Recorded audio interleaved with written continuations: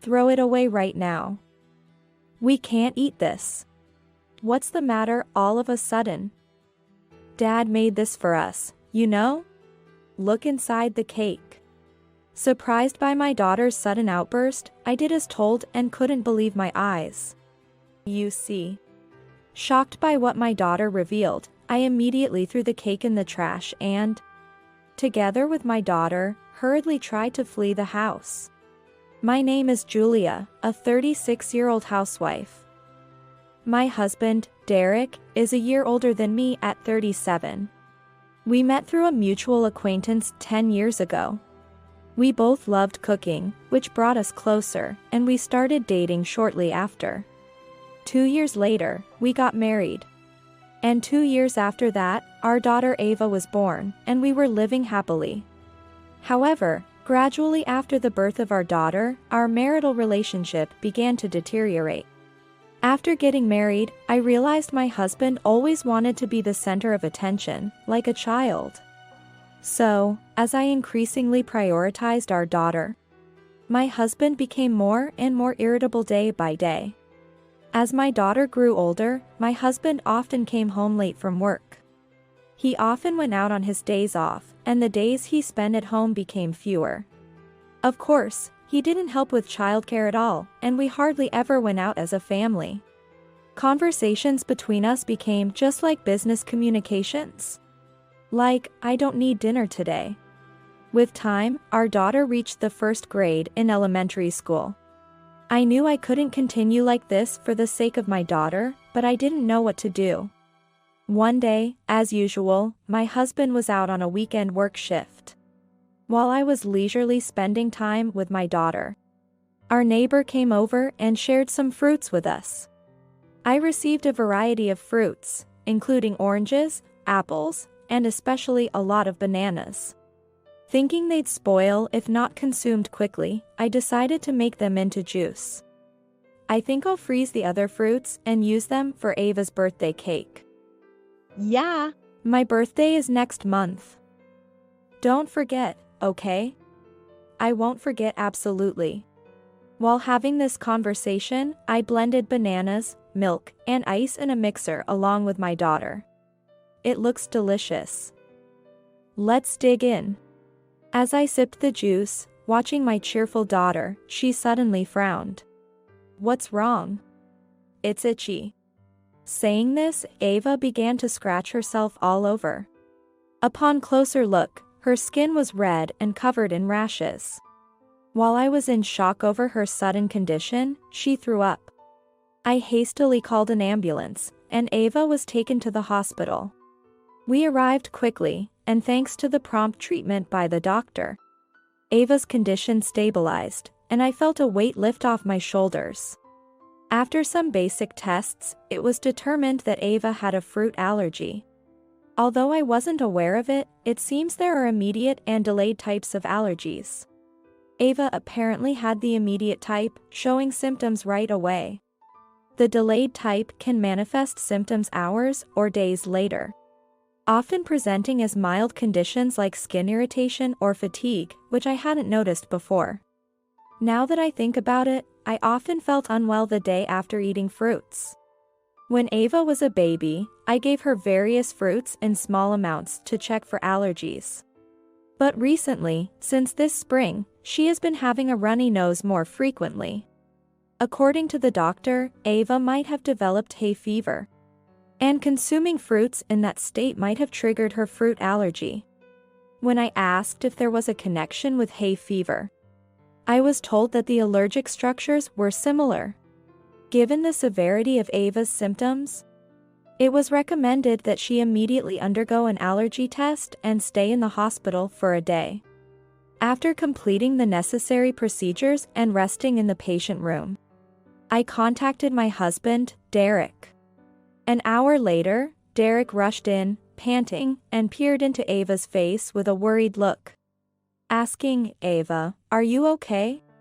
Seeing Derek in such a state, I felt something was off, but he immediately asked for details. So I was too preoccupied explaining the entire situation to dwell on it, momentarily forgetting about the unease I felt. However, when I told him about the upcoming hospital stay and asked him to bring some change of clothes, I realized what was amiss. Didn't you go to work in a suit this morning? Why are you in casual clothes now? Huh? Oh, I went home once and changed. Derek replied, looking a bit flustered, which made me suspicious. However, before I could ask further, a doctor called him. Apparently, the doctor suggested Derek should be checked out as well. But it seems he didn't have any allergies. After our allergy tests, all that was left was to wait for the results in 5 days. Before discharge, the doctor cautioned us. A second exposure to a food allergen can cause a stronger reaction, possibly leading to anaphylactic shock. It's very dangerous, so please be careful. Taking this to heart, Ava and I resolved to be extra cautious about consuming fruits.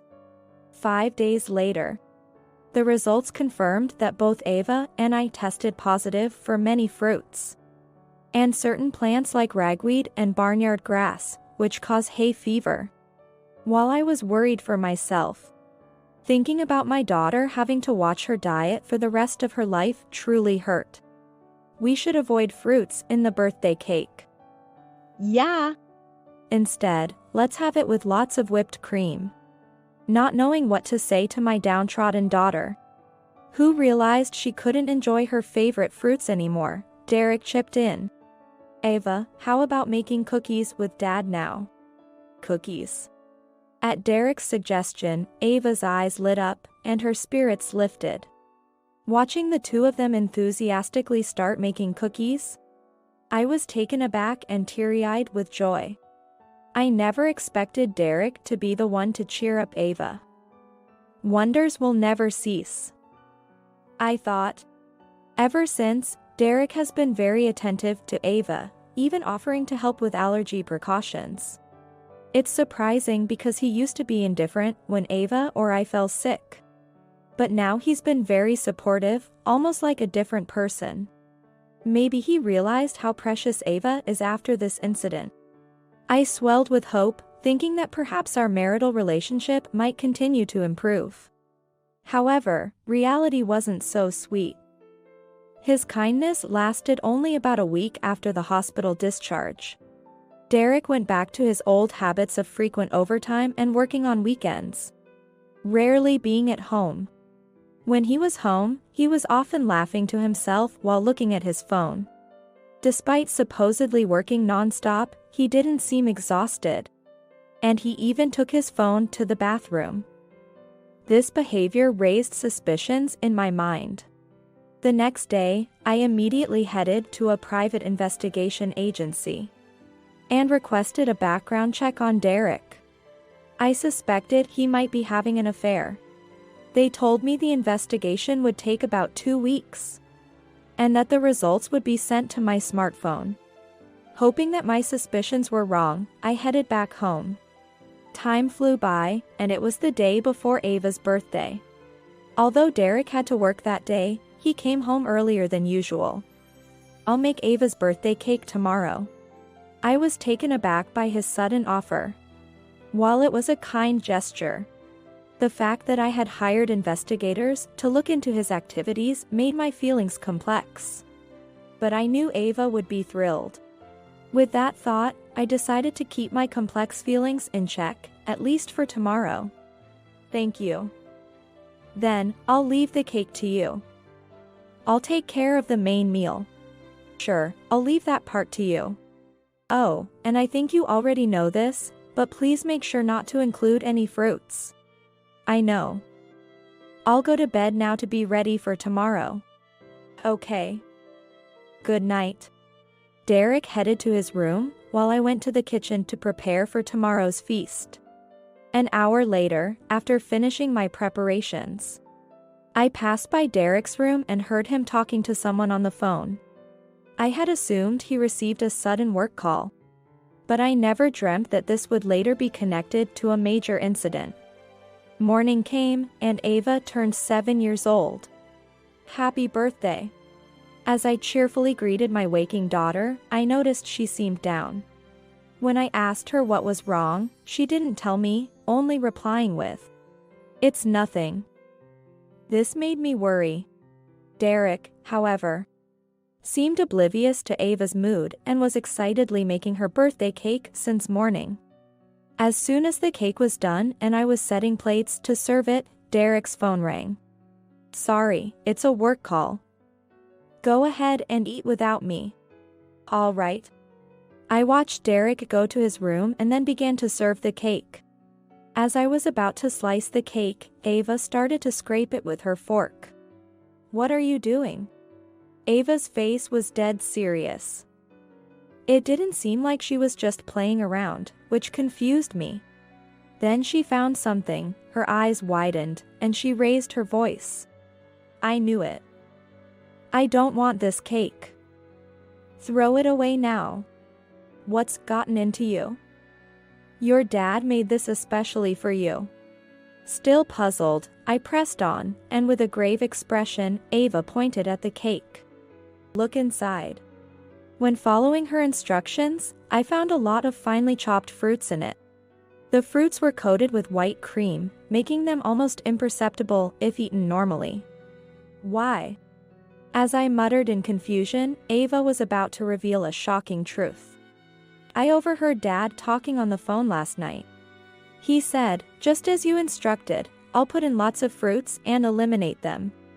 Stunned and at a loss for words, I suddenly heard the door to Derek's room open. Ava and I exchanged glances, hastily threw the cake in the trash, and fled from the house.